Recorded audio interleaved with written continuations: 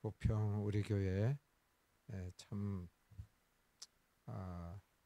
거기가 어딘가 맨 처음 그 2층에 부계동 그쪽에 한번 가봤고 또 저 지하에 가봤고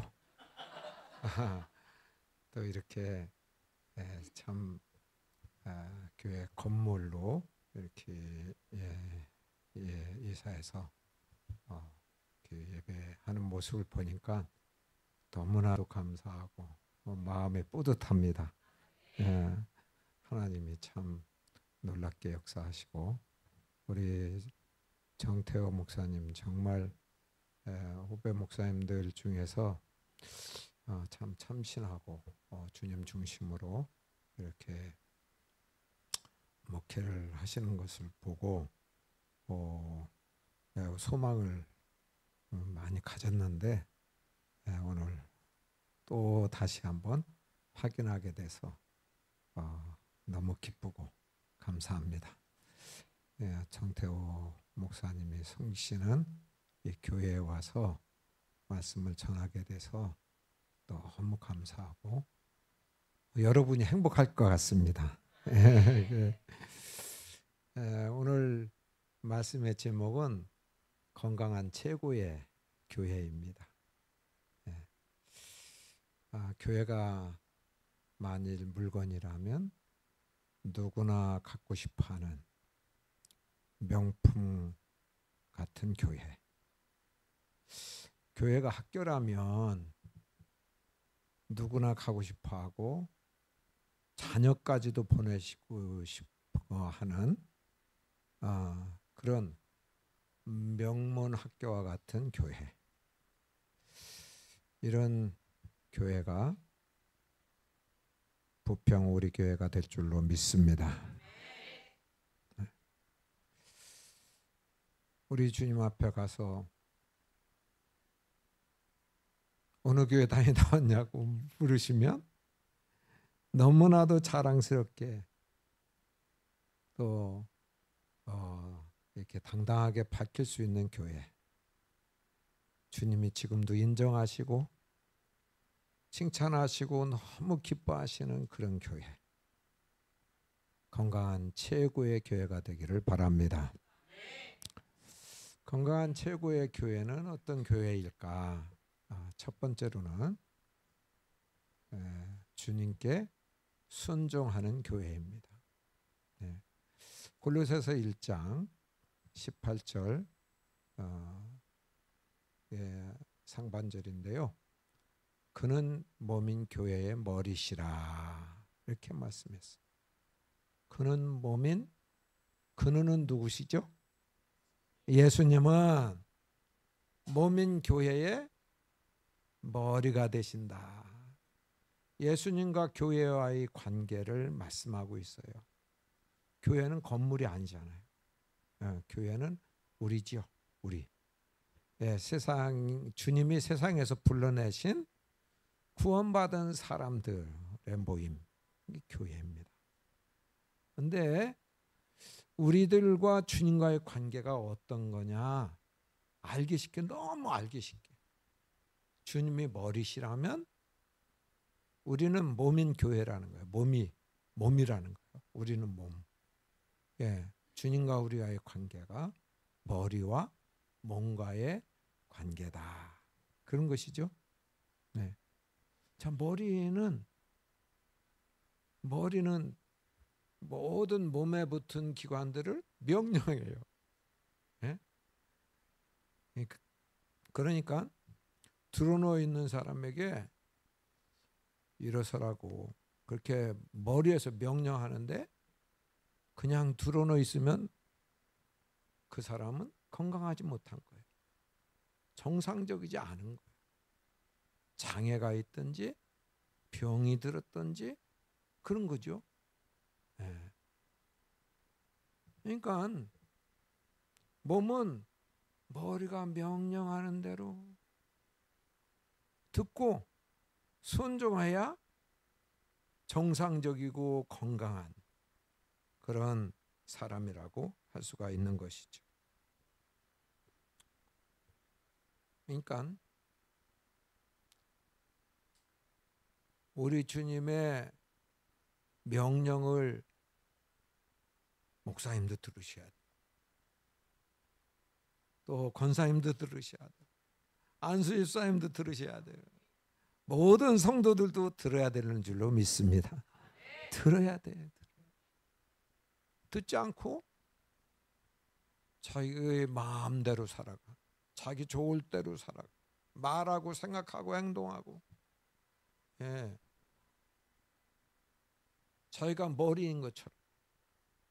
교회도 자기가 목사님 머리인 것처럼 자기 머리에서 나오는 것으로 이래 하고 저래 하고 하는 게, 이것은 건강하지 못한 거. 제가 신학교 다닐 때, 40-50년 전이죠. 그런데 신학교 다닐 때 조영택 목사님이라고 장석교회 목사님 계셨어요. 그분이 채플에 와서 설교를 하시는데 제가 얼마나 감동을 받았는지 몰라. 웃기기도 잘하고. 그런데 어느 날 갑자기 없어지셨어요. 한국에서 떠나셨어. 저런 분이 계셔야 되는데 왜 떠나셨을까?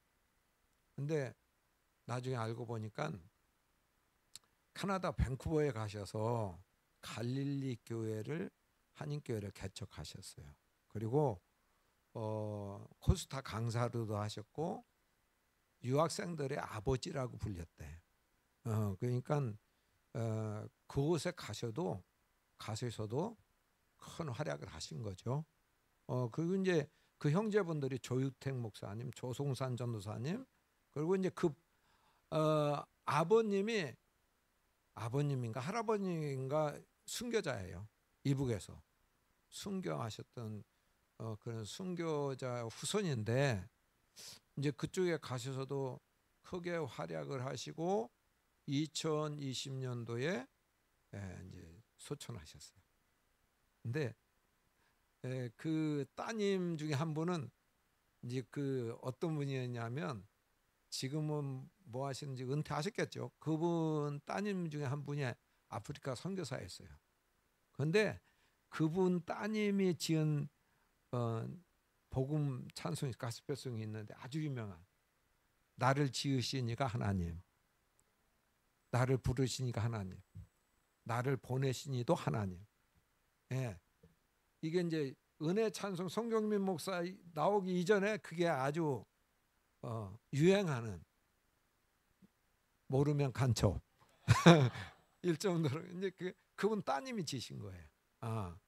근데 이분이 이제 자기 가족을 모아놓고 임종 예배, 이제 그 임종 예배를 녹화를 지금도 그 볼 수 있어요. 아마 여러분 유튜브 보면은 볼 수 있어요. 근데 거기에는 목사도 있고 그 후손 중에서, 자손 중에서 목사도 있고 장로도 있고 뭐 교수도 있고 선교사도 있고 이렇더라고. 쭉 있는데, 쭉 둘러가서 앉아 있는데 손자까지 이렇게 있는데, 이분이 한 말씀 하세요, 한 말씀 하세요. 그러니까 뭐라고 말씀하냐면, 우리가 대장이 아닙니다. 대장 되지 맙시다. 예수님만이 대장이십니다.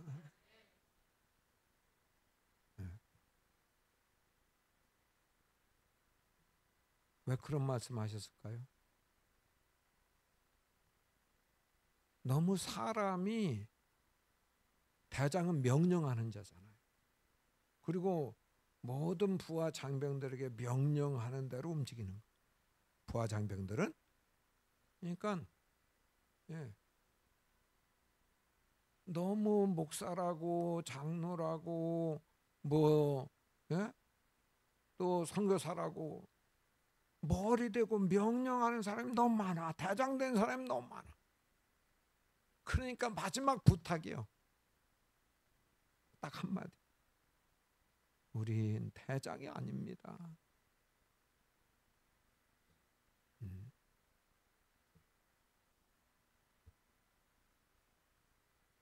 대장로로 타지 맙시다. 예수님만이 대장이십니다.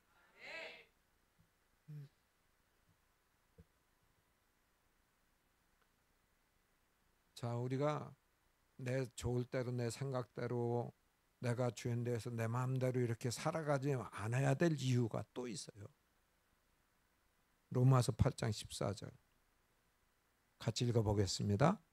무릇 하나님의 영으로 인도함을 받는 사람은 곧 하나님의 아들이라. 아멘. 아들이라는 것은 자녀라는 뜻이죠. 그러니까 내 마음대로 사는 사람은 하나님의 자녀의 정체성을 잃어버린 거예요. 교회는 다니지만 내 마음대로 사는 사람, 내가 주인데 사는 사람은 하나님의 자녀가 아니요, 아직. 하나님의 영의 인도함을 받아요. 성령님이 나에게 무슨 말씀을 하시는지 들어야 될 줄로 믿습니다. 그래야 내 마음대로 안 사는 거예요. 듣고 순종해야. 자, 출애굽기 19장 5절에서 6절도 읽어볼게요. 시작. 세계가 다 내게 속하였나니 너희가 내 말을 잘 듣고 내 언약을 지키면 너희는 모든 민족 중에서 내 소유가 되겠고 너희가 내게 대하여 제사장 나라가 되며 거룩한 백성이 되리라. 너는 이 말을 이스라엘 자손에게 전할지니라. 아멘. 하나님 나라에서 하나님 왕이시면 하나님 나라의 백성 되는 사람은 어떤 사람이 하나님 나라 백성이냐? 하나님 약속하신 말씀이에요. 내 말을 잘 듣고 내 언약을 지키면 그게 내 백성이야. 할렐루야. 황인종, 흑인종, 뭐 어느 지방 사람 아니요. 그게 하나님 그거 상관없이 하나님 말씀을 귀 기울여 듣고 하나님의 그 언약의 약속의 말씀을 잘 순종하고 지키며 그것이 바로 내 백성이에요.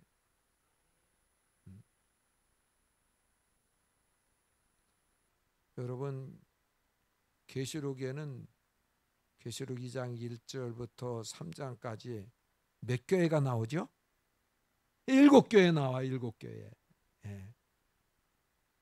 교회에게 예수님이 누구신지, 예수님이 또 칭찬하시는 말씀 혹은 책망하시는 말씀, 그리고 맨 마지막에 꼭 붙은 말이 있어요. 뭐라고 말씀하셨어요? 귀 있는 자는 성령이 교회들에게 하시는 말씀을 들을지어다. 누구에게 하시는 말씀? 교회. 교회는 누구요? 우리요. 하도 안 들으니까. 하도 안 들으니까 주님이 하시는 말씀이 얼마나 많아요. 거기에 각 교회마다 다 하시는 말씀 있잖아. 칭찬하시는 말씀, 책망하시는 말씀 다 있잖아요. 그런데 오늘날 깨어있는 교회는 주의 말씀을 들으려고 모든 교인들이 귀를 열고 마음문을 열고 있는, 아예 듣지 않고 세상의 경영 기법으로 교회를 이렇게 하면 부흥된대, 저렇게 하면 잘 된대. 주님께로부터 오지 않은, 주님의 감동 주셔서 하지 않는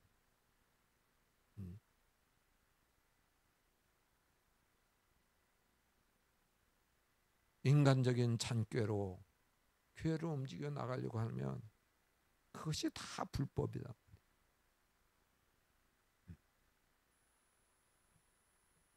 여러분이 잘 아는 유기성 목사님이 안산의 감리교회에 부흥성장 안정되게 잘 되는 교회에 있는데, 성남에 있는 선한목자교회에서 청빙을 한 거예요.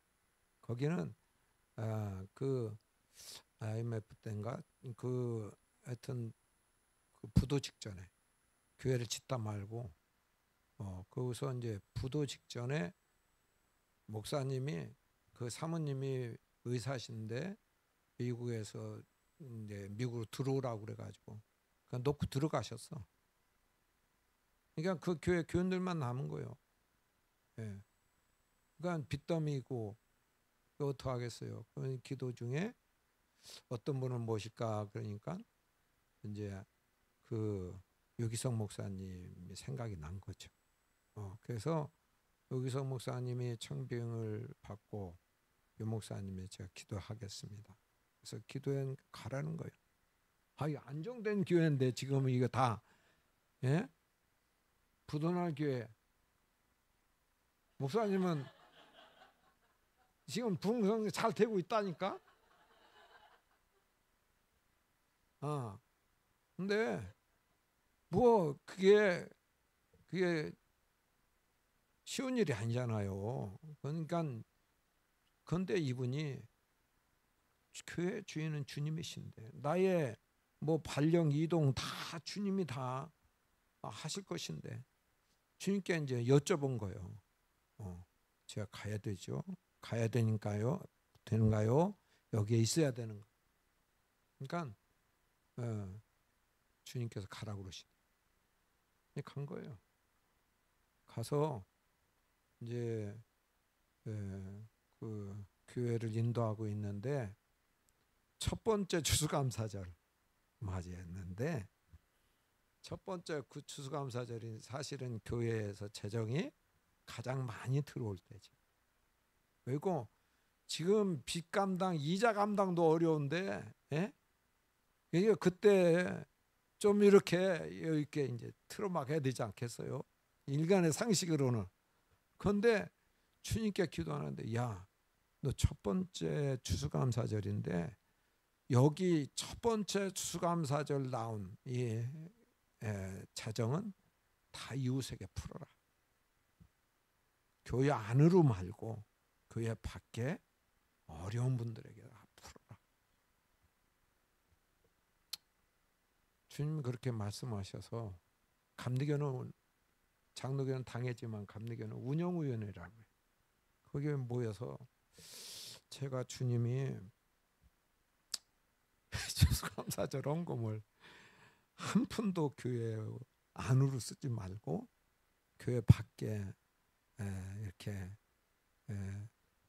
구제하라고 그러는데 이건 어떻게 하면 좋겠습니까?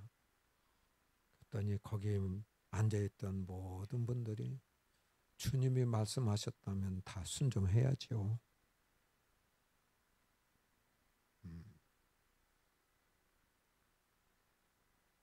이제 제가 거기 가서 훈련도 받았는데,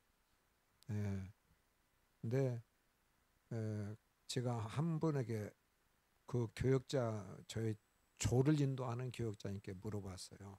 한참 됐을 텐데 지금 빚은 다 갚았습니까? 그랬더니 야 빚과 관계없이 주님이 하라고 하시는 대로 한대. 그때마다. 그러니까 아직도 뭐 갚을 실력은 충분히 되고도 남는데 아직도 남아 있을지도 모르겠다. 그렇게 부목사님이 저한테 말씀해 주셨어요.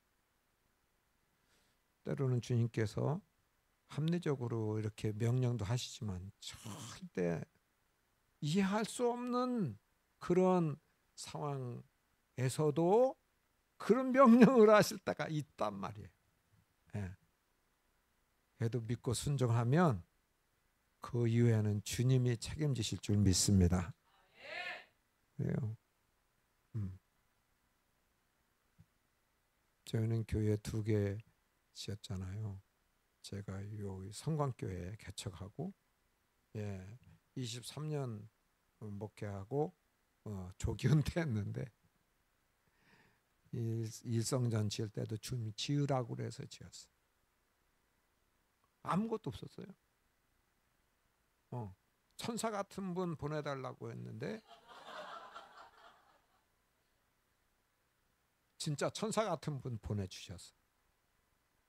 그래가지고 그 IMF 때 부도난 교회예요. 우리가 IMF 때 꼭 그 어려움이 닥치더라고. 그게 이제 업자가 도망갔다니까.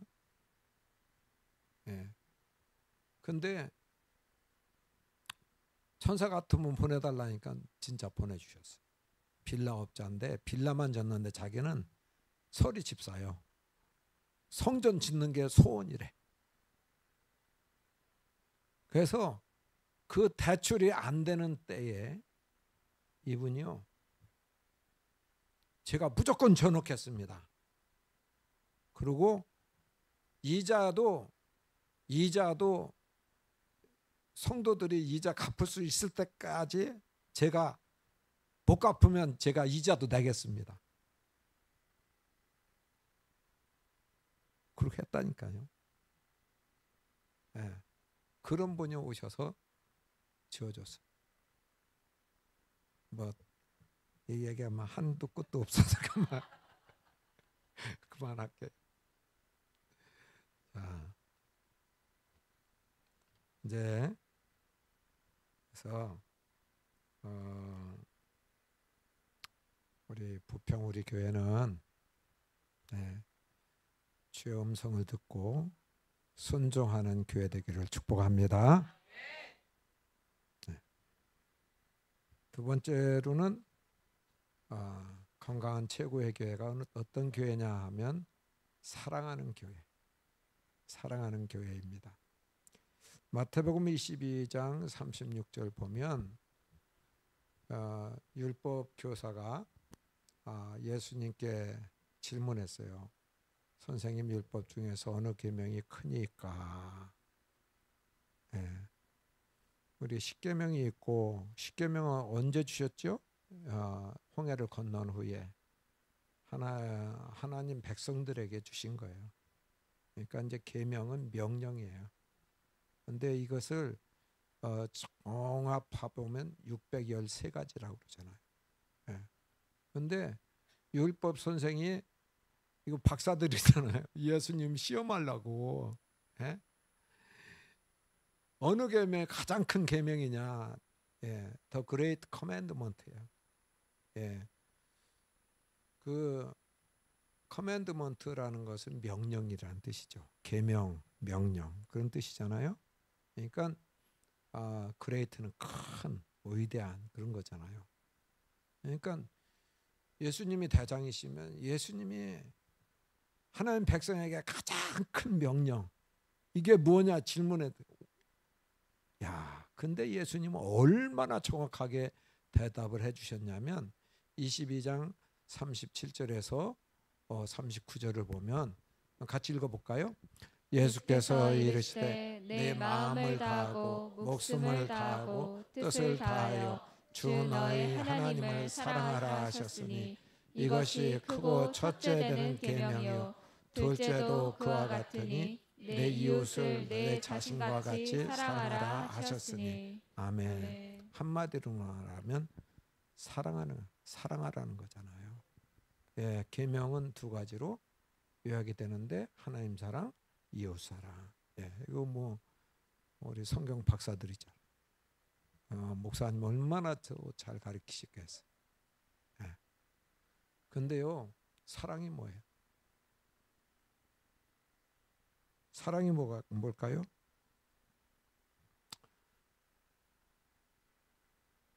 눈물의 씨앗인가요?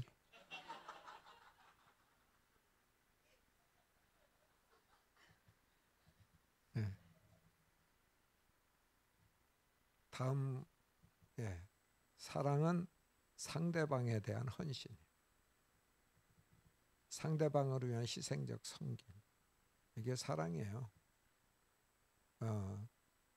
정욕은 나의 행복이나 욕구를 위해서 상대방을 이용하는 것, 이것이 정욕적인 사랑이에요. 되게 결혼을 할 때 사랑 때문에 한다고 하잖아요. 그런데 변질된 사랑이죠. 되게 저 사람과 결혼하면 내가 행복할 거야. 응? 되게 그러고 결혼하잖아요. 브루스 탐슨이라고 하는 그런 성경 심리학자죠. 의사였는데, 뉴질랜드 의사였는데 하나님 계시로 다림줄을 보여주시고, 그래서 내적 치유의 그 도표를 통해 가지고 내적 치유할 수 있는 그런 상담학교의 그 책임자로 이렇게 오랫동안 계셨던 분인데 그분이 구분한 거예요. 진짜 사랑이 뭔가. 정욕적인 사랑은 이건 왜곡된 사랑이고 잘못된 세상적인 사랑. 예. 그러니까 세상적인 사랑은 대개 너가 좋아지는 느낌 있고 감정 끌리고 어떤 그 이성 간의 그 어떤 그 결혼에 골인하는 거, 육체적인 관계를 갖는 거, 이것이 사랑이라고 생각해. 근데 사랑은 그거 아니에요. 하나님의 말씀하는 하나님 사랑이시잖아요. 본체가 본질이 하나님은 사랑이십니다. 그러니까 하나님이 무슨 말씀을 하시든지 어떤 상황을 주시든지 사랑 때문에 주시는 거고 사랑 때문에 말씀하시는 거지. 예. 근데 인간은 본체가 사랑이 아니야. 본질이 사랑하는 사랑의 존재가 아니라니까요. 예. 제가 어느 목사님 작년에 다니엘 기도회 목사님 간증하는데 그 목사님, 야, 저분은 사랑 때문에 결혼한 것 같다 여겨졌어요. 왜 그러냐면 자기 부모님이 아버지가 술주정을 심해. 그래가지고 뭐 파괴적이고 폭력적이요. 특별히 자기 엄마에 대해서 그렇게 돼. 그런데 어느 날 학교를 갔다 오니까 엄마가 피 흘리고 쓰러져 있는 거예요. 그러니까 소주병으로 엄마의 머리를 찍어가지고 그래서 그냥 병원으로 옮기자마자 죽었어. 네. 그런 불행한 사건이 있은 다음에 이 아버지가 또 자책이 되잖아요. 자책이 되니까 어느 날 농약을 먹고 죽었어. 학교 갔다 오니 하루아침에 고아가 된 거예요. 그 자기 형제가 있었는 모양인데 약간 친척들도 있었지만 누구 하나 이게 돌볼 수 있는 그런 형편이 안 되고 그래서 일단 서울을 뛰자. 그래가지고 두 형제가 이렇게 했다가 이 맹인 교회의 목사님이 잘 돌본 모양이에요. 그 돌봄을 받고 성장을 하고 나도 맹인을 위한 목사가 되겠다. 그래가지고 신학을 한 거예요. 신학을 하고 목사 안수를 받고 이렇게 맹인 선교를 하려고 보니까 멀쩡한 사람이 맹인 선교가 되겠냐 그거예요. 그래서 자기가 생각해도 맹인의 사정은 맹인이 아니까 하나님 내 눈을 차라리 맹인 되게 해주세요. 그렇게 기도를 했대. 그런데 친구가요 그 이야기를 듣고 왜 그런 기도를 하냐. 맹인하고 결혼하면 되잖아.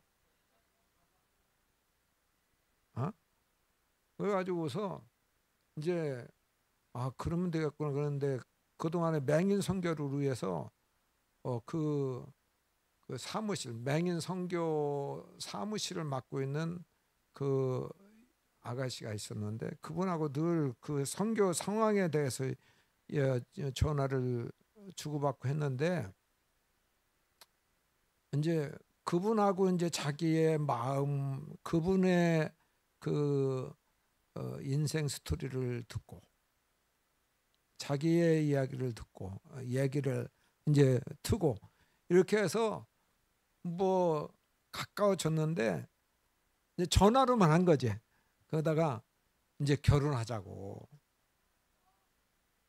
이 부인이 남편 목사님이 결혼하자고. 그러니까 안 된다. 난 나이가 너무 많다. 연상이면 어떠냐? 뭐 상관없다. 그러고 만났는데 15살인가 그랬잖아요. 그것도 했다는 거예요. 그리고 하고 그건 정말 그러면서 자기가 간증이 이제까지 자기가 후회해 본 적이 없대. 그러니까 저분의 행복으로 해서 서로 보충하니까 저분의 행복으로 해서 내가 섬기는 거야. 내가 없는 것을 저분을 통해서 내가 받는 거야. 섬김을 받는. 그러니까 상대방을 위해서, 상대방의 행복을 위해서 내가 희생하고 섬기는 것이 바로 진정한 사랑이다. 여러분, 부모님은 자녀를 그렇게 사랑하시잖아요. 자기 먹을 거 못 먹고. 요즘은 뭐 그렇지 않지만 예전에는 정말 희생적인 섬김을 했어요. 그래서 오늘 저도 있다니까요. 우리 아버지가 시골 목회를 하셨거든. 가난했지. 어쨌든 그 희생적인 헌신으로 이렇게 오늘 제가 있게 됐는데, 자, 이제 사랑이라는 개념을 이제 알았어요. 알았는데, 그러면 하나님은 우리를 사랑하시는가?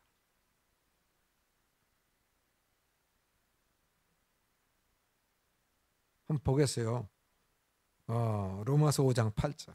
네, 같이 읽어보겠습니다.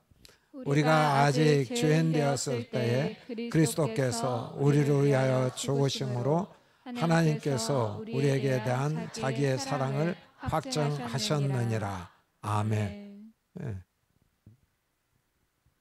하나님 우리 살리시려고 자기가 사랑하는 아들 예수님을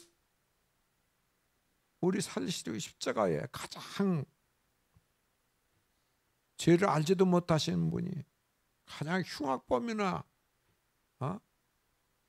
그 지우는 십자가 형을 받으셨죠.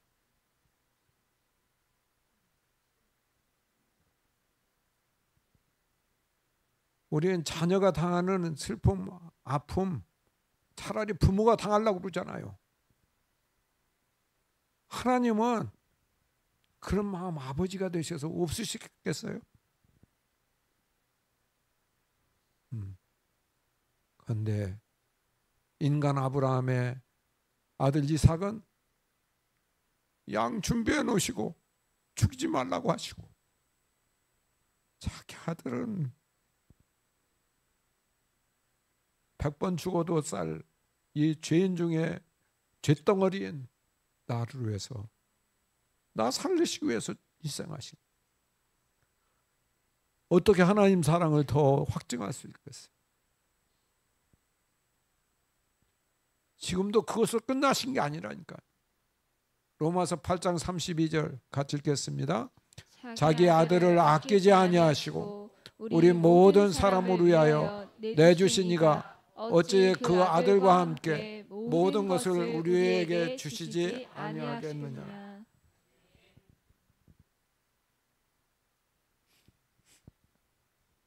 하나님 주실 수 없어서 안 주시는 게 아니에요.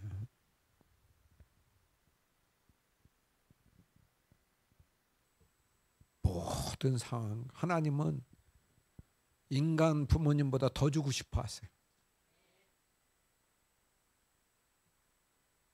하나님 사랑은 이제는 우리 사랑, 우리가 사랑할 차례. 우리가 해야 돼. 우리만 반응 잘하면 돼.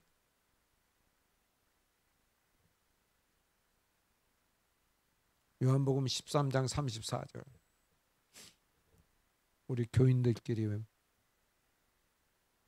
하나님 나라의 백성들끼리 계명을 주신 거예요. 새 계명. 같이 읽어보겠습니다.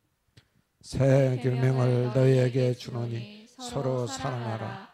내가 너희를 사랑한 것 같이 너희도 서로 사랑하라. 아멘. 예. 사랑하라는 거예요. 어느 교회가 최고의 교회? 사랑하는 거. 성도들이 행복해질 수 있도록 목사님이 무릎 꿇고 기도하고 헌신하고 희생하고 섬기며, 그런 교회는 진짜 사랑하는 교회지. 성도들 때문에 목사님이 행복해. 성도들이 희생적으로 교회를 사랑하고 목사님 사랑하고 섬겨. 목사님 너무너무 행복해. 상대방의 행복을 위해서 내가 할 일 있으면 수고도 마다하지 않고 희생이나 헌신도 괴롭다고 하지 않고 즐겁게 할 수 있는 교회. 그게 사랑하는 교회죠.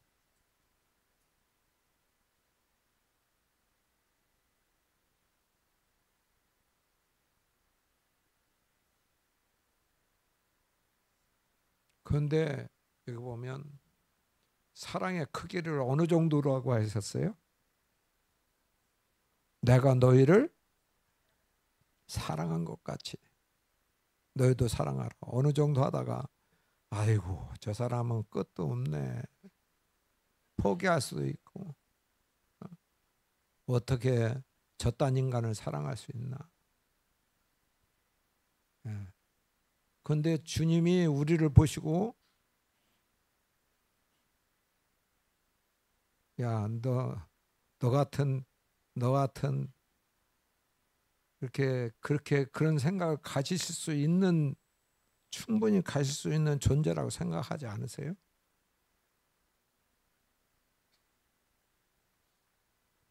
그런데 어떻게 주님이 나를 사랑한 것 같이 하냐? 주님 말씀하셨잖아요. 오리를 가라 하면 십리를 가고 겉옷을 달라 하면 속옷을 줘. 오른뺨을 치는 자에 왼뺨도 돌려대고. 하실 수 있겠어요? 하실 수 있겠냐고. 나는 할 수 없겠더라고. 목사님은 하실 수 있겠어요? 근데 내가 어디서 용기를 얻었냐면 사도행전 7장에 보면은 스데반 이야기가 나와요. 집사잖아요. 그리고 성경을 꽤 설교를. 근데 이스라엘 백성들이 하나님 백성이라는 사람들이 이를 가라. 그런데도 천사의 얼굴과 같아. 그 돌로 치려고 하는 그 상황 속에서 하늘을 우러러봐. 주님을 보고 그리고 기도해. 저들의 죄를 사하여 달라. 자기가 한 것 같지 않아.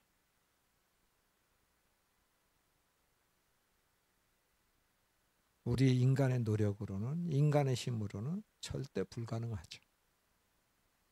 순간순간 주님 나는 죽었어요. 내 안에 주님이 계시잖아요. 주님이 하라는 대로 하겠어요. 주님이 말하라는 대로 말하겠어요. 주님이 기도하라고 하시는 대로 하겠어요. 성령이 충만한 상태가 그 상태거든요. 옛사람이 죽고 전적으로 주님이 사시는 삶. 그러니까 주님이 그렇게 주님을 바라보니까 마음이 평안이 있게 되고 주님이 힘을 주실 거니까 그런 말씀을 말하라고 해서 그렇게 기도하고 이렇게 기쁘게 순교한 거예요.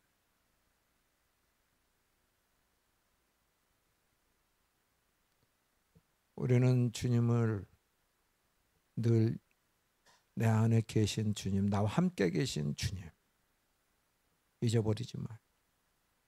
늘 지각하시기 바랍니다. 그리고 그분이 말하게 하심에 따라 말하고 그분이 생각하라는 대로 생각하고 나는 저분 용서할 수 없지만 주님은 어떡할까요? 그러면 용서해. 그러면 아멘. 주님께 순간순간 의탁하고 의지하고 순종, 그 말씀하는 대로 순종하고 그러면 힘도 주십니다. 능력도 주십니다. 네.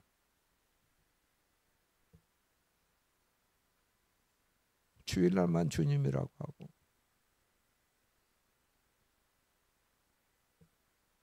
이 교회 문 밖 나서자마자 내가 주인 돼서 내 말을 막 짓거려대고 생각나는 대로 말, 그게 아니에요. 주님이 말하게 하심에 따라 말하는 거.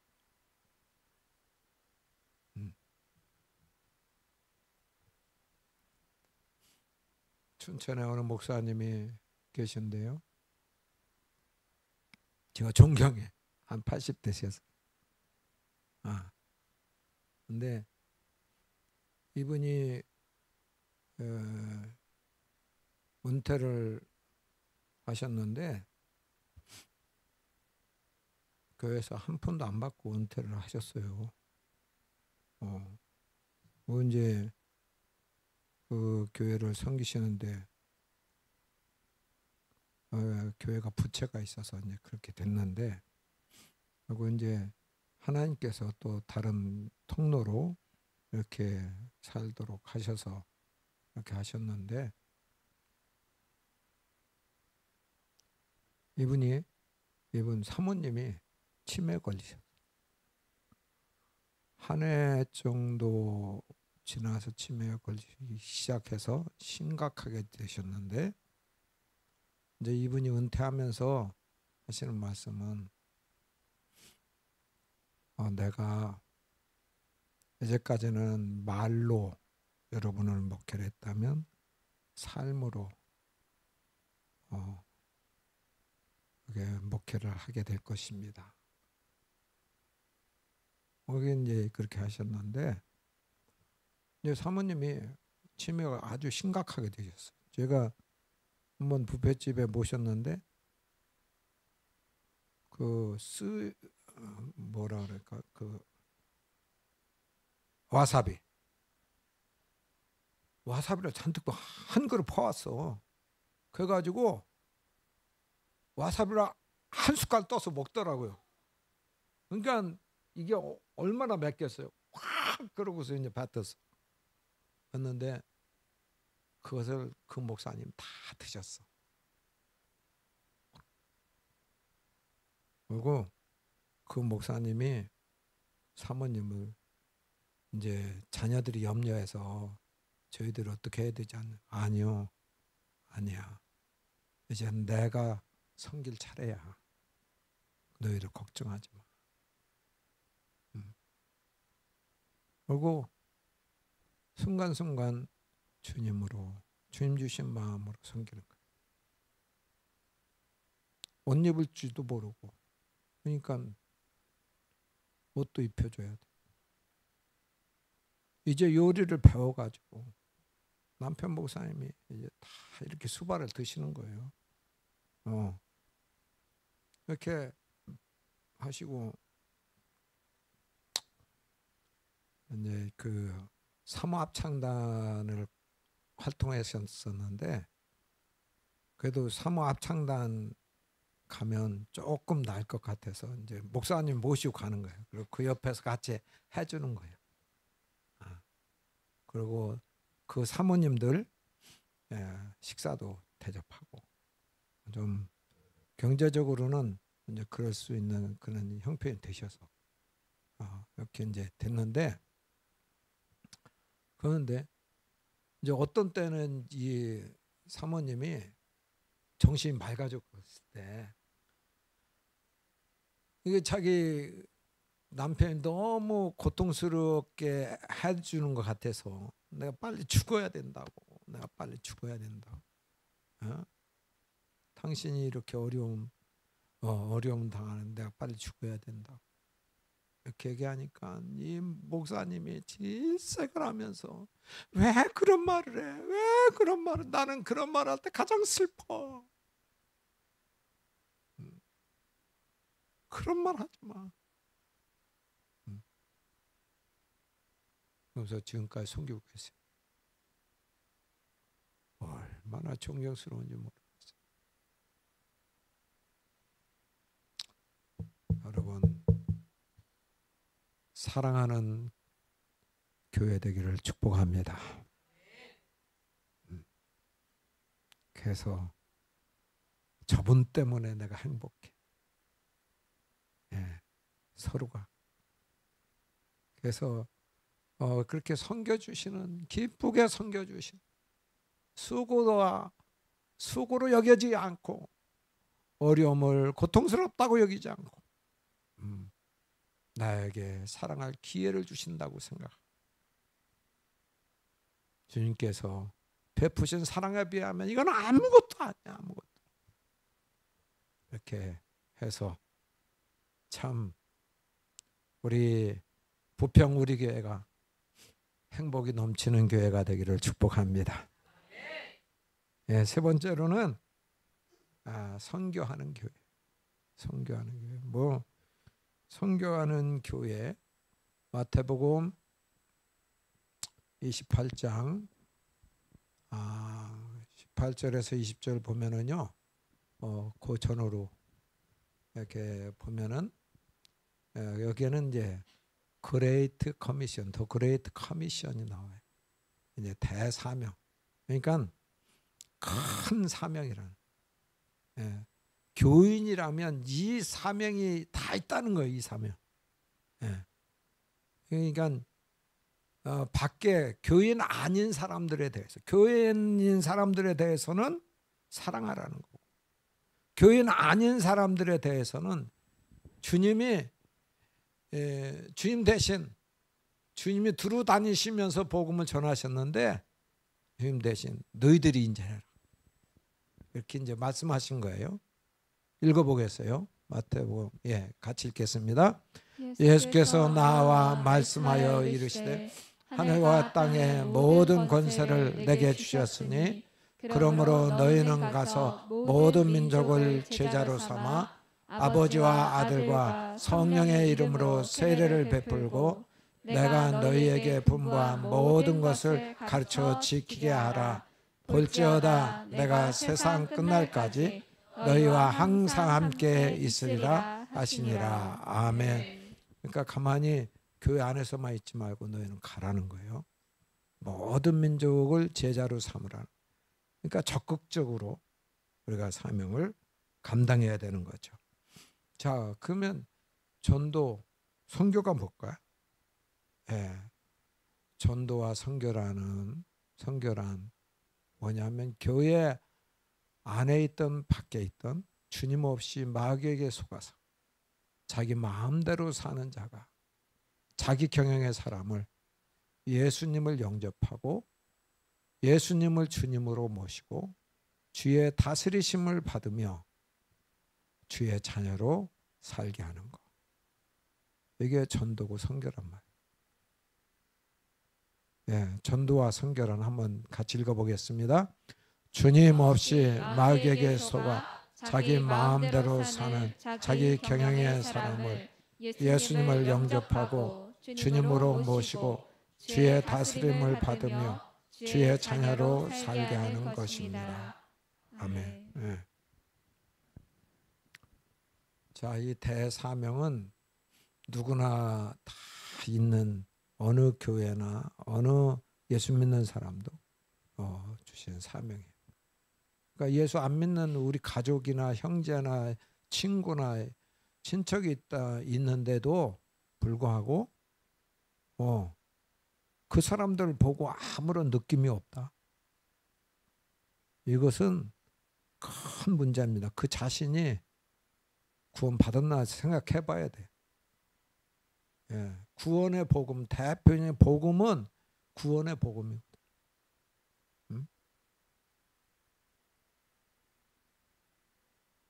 천국과 지옥이 분명히 있는데 내 자식이 지옥 가는데 몰라? 감각이 없어? 내 사랑하는 친구가, 언니, 오빠가, 부모님이. 이게 실제인데요. 이거는 몇 년 징역 살거나 몇 년 고생하면 끝나는 게 아니에요. 영원한 멸망이에요. 네?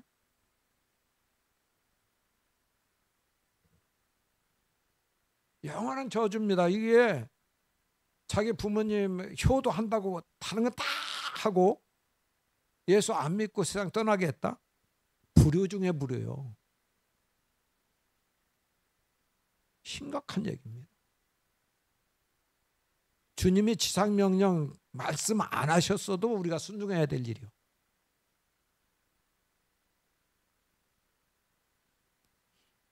먼데 가서 이방 사람 전하는 선교사님들 지원하고 후원하는 일 열심히 이 교회에서 하고 있다고. 어려워도 개척부터 했다고 그래서 내가 참 깨어있는 목사. 우리나라는 큰일입니다 지금. 해외 선교도 선교지만 다음 세대가 없잖아요 지금. 복음화율이요 몇 퍼센트 되지를 않아. 우리 어렸을 때는 성경학교 하면 다 왔어요. 동네 애들. 동네 애들 다 왔다니까. 지금 초등학생들이요 교회 믿는 가정에서도 안 옵니다. 이런 심각한 얘기가 어디 있어요?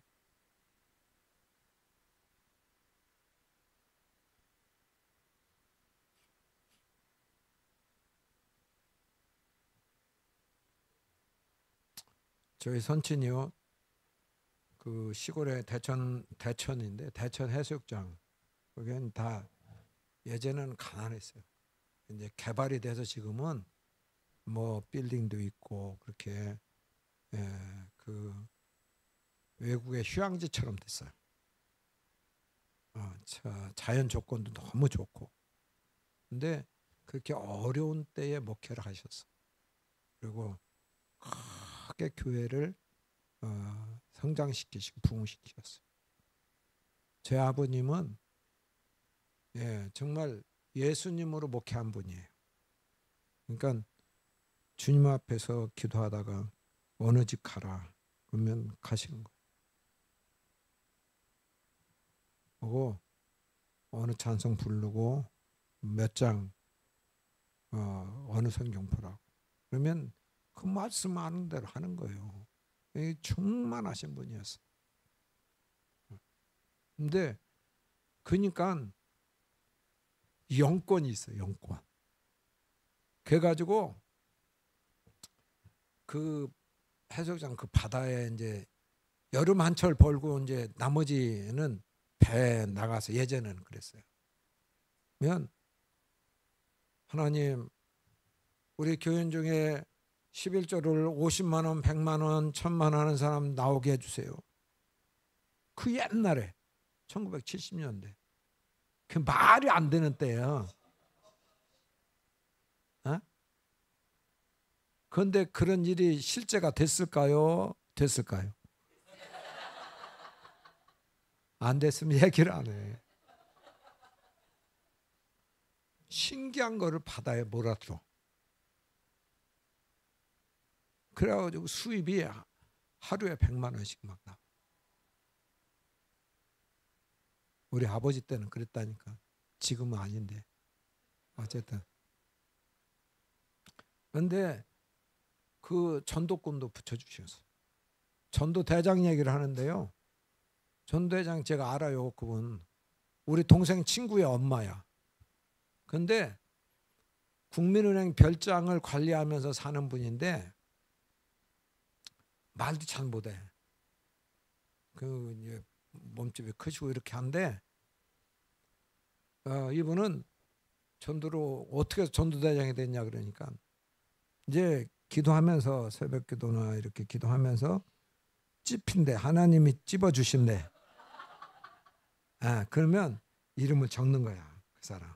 그래서 안 믿는 사람 이름 적고 그 사람 위해서 기도하는 거야. 하나님 살려주세요. 구원해주세요.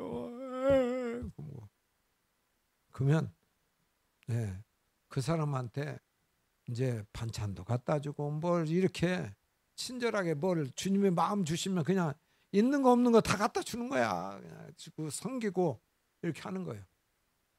그러고서 어느 때 주님 때 됐다 그러면은 그때 이제 옛날에는 밥 먹을 때 가면 실례요. 옛날에는 왜냐하면 너무너무 없을 때니까. 그러니까 또 차려줘야 되는데 못 먹잖아요. 그러니까 이제 그 밥 한 그릇 더 줘야 되잖아. 근데 그럴 형편이 없는 그런 때니까 그래도 밥 먹을 때는 집에 있으니까 밥 먹을 때쯤 간대. 그러면 나 밥 먹고 왔다고. 그러고서 앉아서 있대. 밥 먹는 동안 이렇게 하면서 운대.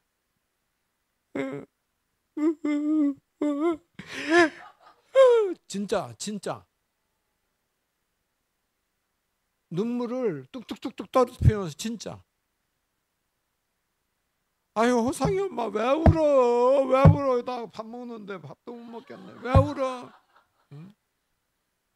아이고 아무개 엄마 이 세상에 살다가 죽으면 지옥 갈 것 같아서 내가 어떡하면 좋을까? 그러면서 이제 예. 진짜 그러니까 자기 같은 사람 지옥 갈 것 같아서 온다 그러니까 계속 울으면 그만 울어 내가 내일 나가 줄게.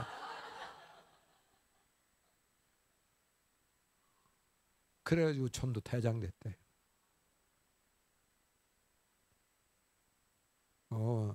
정말 영혼 사랑에 불타면은 하나님이 그 마음을 읽으세요. 그 진정성을 읽으신다니까. 하나님은 진실한 자를 찾으신다니까요. 열매 맺게 하십니다. 기도하겠습니다.